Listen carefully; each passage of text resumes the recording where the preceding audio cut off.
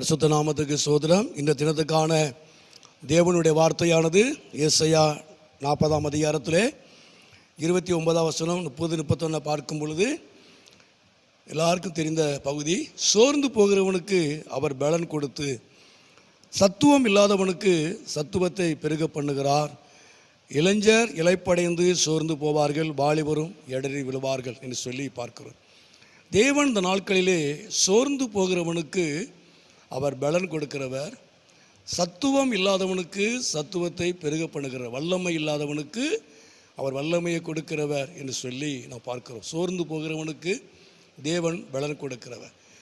அப்போது உண்மையாகவே நாட்களில் தேவன் நமக்கு பலன் கொடுக்கிறார். தேவன் நமக்கு சத்துவத்தை அவர் பெருக பண்ணுகிறார். தொடர்ந்து கீழே வாசிக்கும் பொழுது இளைஞர் இளைப்படைந்து சோர்ந்து போவார்கள், வாலிபரும் எரடி போவார்கள்.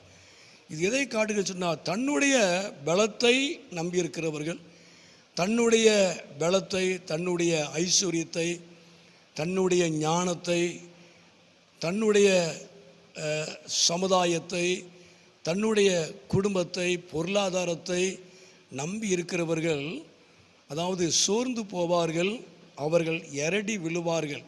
தன் சுயத்தை நம்பி இருக்கிறவர்கள், சுய பலத்தையும் சுய ஞானத்தையும் சுய அறிவையும் நம்பி இருக்கிறவர்கள், பொருளாதாரத்தை நம்பி இருக்கிறவர்கள், மற்ற மனிதர்களை நம்பி இருக்கக்கூடியவர்கள், பொதுவாக சுயத்தை நம்புகிறவர்கள், நம்பி இருக்கிறவர்கள் சோர்ந்து போவார்கள், அவர்கள் இந்த பூமியிலே எரடி விழுவார்கள் என்று சொல்லி பார்க்கிறோம்.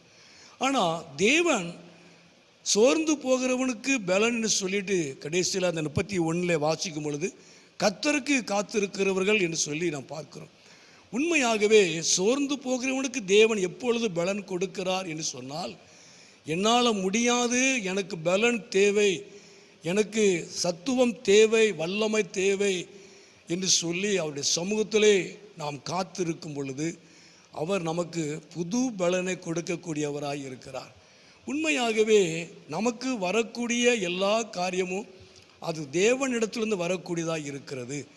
உண்மையாகவே நாம் சுயத்தை சார்ந்து கொள்ளும் பொழுது, சுய பலத்தை நாம் சார்ந்து கொள்ளும் பொழுது நிச்சயமாகவே இந்த பூமியில், இந்த உலகத்தில் நாம் சோர்ந்து போவோம், நாம் விழுந்து போவோம்.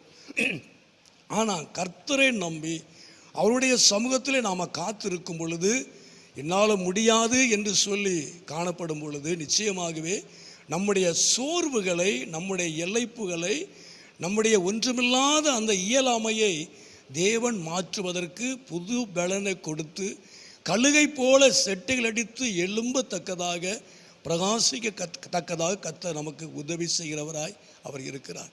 எப்படி கழுகுக்கு புதிய சிறகு முளைத்து அது செட்டைகள் அடித்து எழும்புகிறதோ, அதே போல தேவன் நமக்கு புதிய பலனை தந்து, புதிய வல்லமையை தந்து, கழுகை போல எழும்பி பிரகாசிக்க கர்த்தர் உங்களுக்கு அவர் உதவி செய்கிறார். ஆனால் நாம் கர்த்தருடைய சமூகத்திலே நாம் காத்திருக்கணும்.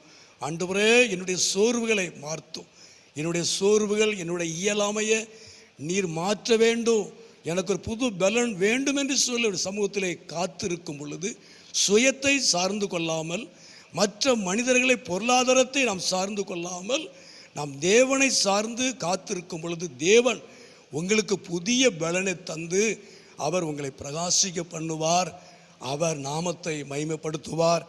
நீங்கள் ஓடினாலும் நீங்கள் இளைப்படைவதில்லை, நீங்கள் நடந்தாலும் நீங்கள் சோர்ந்து போவதில்லை. தேவன் உங்களை பலப்படுத்தி உங்களை பிரகாசிக்க பண்ணுவார். ஜெபம். எங்களை அதிகமாக நேசிக்கிற நல்ல பிதாவே, அருமையான ஆண்டவரே, இந்த நேரத்துக்காக நன்றி செலுத்துகிறோம். இந்த சத்தத்தை கேட்டுக்கொண்டு அருமையான நம்முடைய பிள்ளைகளையும் குடும்பங்களையும் கர்த்தர் ஆசீர்வதிப்பீராக. ஆண்டவரே, நாங்கள் சுயத்தை நாங்கள் நம்பாதபடி, நாங்கள் சுயபலத்தை நாங்கள் சார்ந்து கொள்ளாதபடி உம்மை சார்ந்து ஆண்டவருடைய சமூகத்திலே காத்திருக்கும் பொழுது எங்களுக்கு போதுமான பலனை தந்து, புதிய பலனை தந்து, புதிய வல்லமையை தந்து, கழுகை போல செட்டைகள் அடித்து எழும்பி, கம்பீரமாய் எழும்பி நீர் எங்களை பிரகாசிக்க பண்ணுகிற கர்த்தர். அருமையான இந்த சத்தத்தை கேட்டு அருமையான நம்முடைய பிள்ளைகளையும் குடும்பத்தையும் ஆண்டவரே ஊழியத்திலையும் நீர் பிரகாசிக்க பண்ணுவீராக. இப்படி நாமத்தை மகிமைப்படுத்தும் ஆண்டவரே, நீர் மகிமையான காரியங்களை செய்யும், ஆசீர்வதியும். இயேசுவின் நாமத்தில் ஜெபிக்கிற நல்ல பிதாவே, ஆமேன் ஆமேன்.